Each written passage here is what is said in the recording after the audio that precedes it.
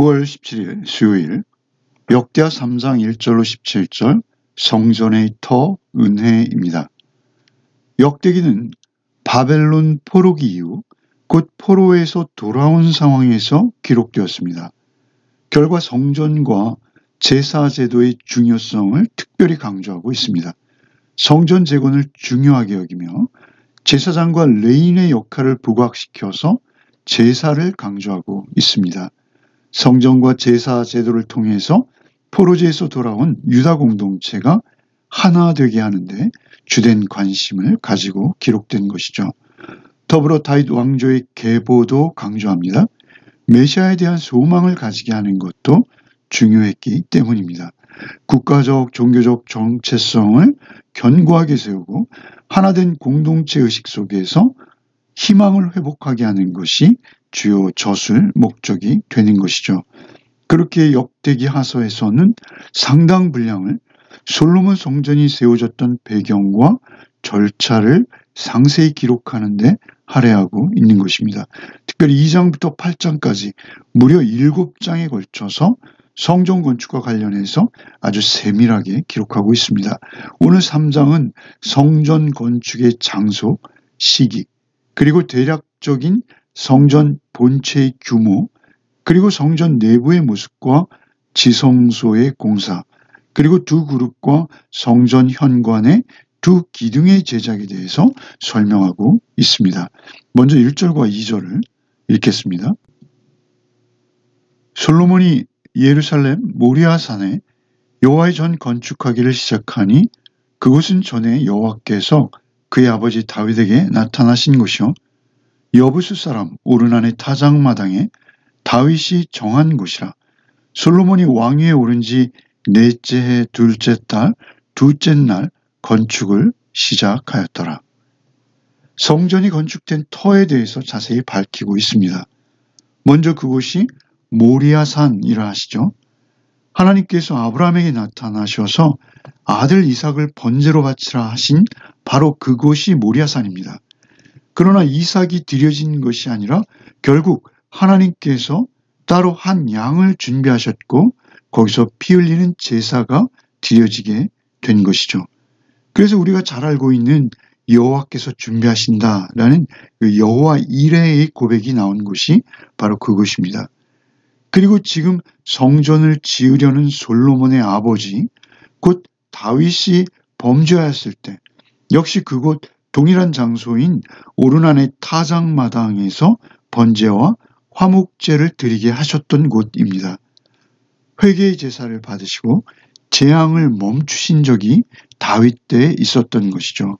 그리고 이제 거기에 예루살렘 성전이 지어지는 것입니다.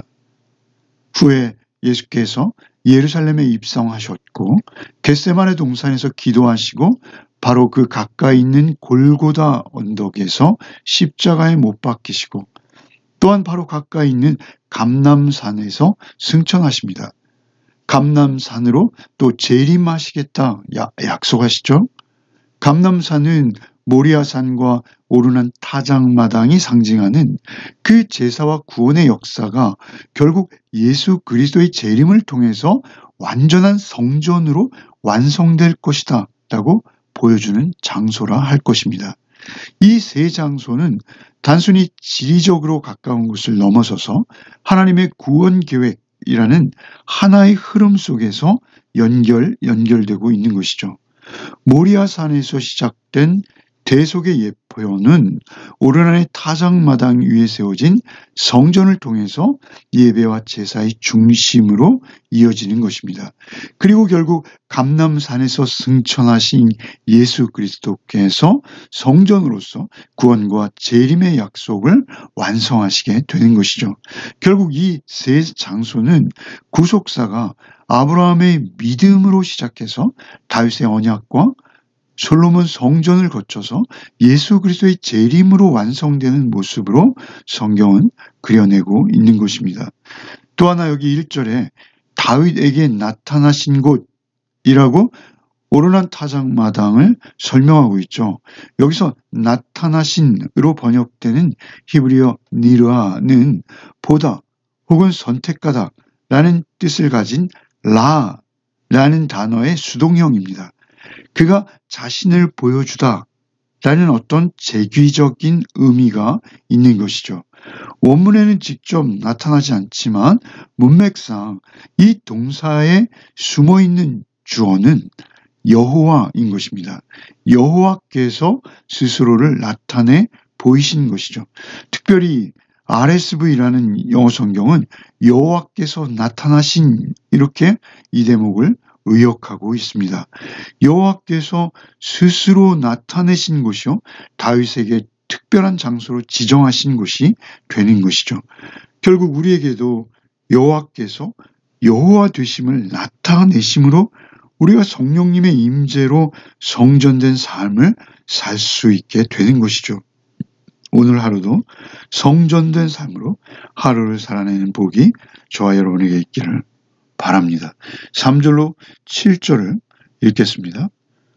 솔로몬이 하나님의 전을 위하여 놓은 지대는 이러하니 옛날에 쓰던 자로 길이가 60규빗이요 너비가 20규빗이며 그 성전 앞에 있는 낭실의 길이가 성전의 너비와 같이 20규빗이요 높이가 120규빗이니 안에는 순금으로 입혔으며 그 대전 천장은 잣나무로 만들고 또 순금으로 입히고 그 외에 종려나무와 사슬 형상을 새겼고 또 보석으로 성전을 꾸며 화려하게 하였으니 그 금은 바르와임 금이며 또 금으로 성전과 그 들보와 문지방과 벽과 문짝에 입히고 벽에 그룹들을 아로 새겼더라. 성전 지대의 규격을 먼저 설명하시죠. 60규빗 곱하기 20규빗인 것이죠. 성전 앞에는 낭실, 그 오늘날 현관과 같은 것이 있는데 그 낭실의 규모 역시 20규빗이었으나 그 높이가 무려 120규빗이라고 기록되고 있죠. 이 120규빗은 55m나 되는 것이죠. 고대 건축물에서 이런 높은 건물은 굉장히 어렵습니다.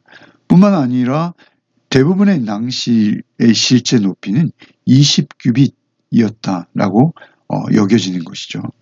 우리가 잘 아는 NIV 성경은 이런 점을 충분히 고려해서 그냥 20규빗으로 의역하고 있습니다. 이어서 5절 대전의 천장을 설명하시죠. 대전은 성소를 의미합니다. 역시 순금으로 입혔고 보석까지 사용해서 꾸며졌다라고 합니다. 특별히 사용된 금은 바르와임 금이라 하죠. 이 학자들은 아라비아 동남쪽에 위치한 엘 파르와임이라는 곳이 바로 이 바르와임이라는 지명으로 기록되었을 것이다 라고 추정하고 있습니다. 당시 여기서 생산되는 금은 아주 그 빛이 불구스레한 광택을 내었고 특별히 속죄 일에는 그 지성소의 빛이 더욱 붉어졌다라는 주장도 전해지고 있습니다. 8절로 14절을 읽겠습니다.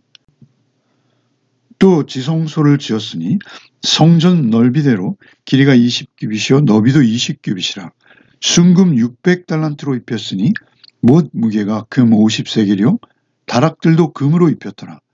지성소 안에 두 그룹의 형상을 새겨 만들어 금으로 입혔으니 두 그룹의 날개 길이가 모두 20규빗이라 왼쪽 그룹의 한 날개는 5규빗이니 성전 벽에 닿았고 그 다른 날개도 5규빗이니 오른쪽 그룹의 날개에 닿았으며 오른쪽 그룹의 한 날개도 5규빗이니 성전 벽에 닿았고 그 다른 날개도 5규빗이니 왼쪽 그룹의 날개에 닿았으며 이 두 그룹의 편 날개가 모두 20규빗이라 그 얼굴을 내전으로 향하여 서 있으며 청색, 자색, 홍색 실과 고운 배로 휘장문을 짓고 그 위에 그룹의 형상을 수 놓았더라.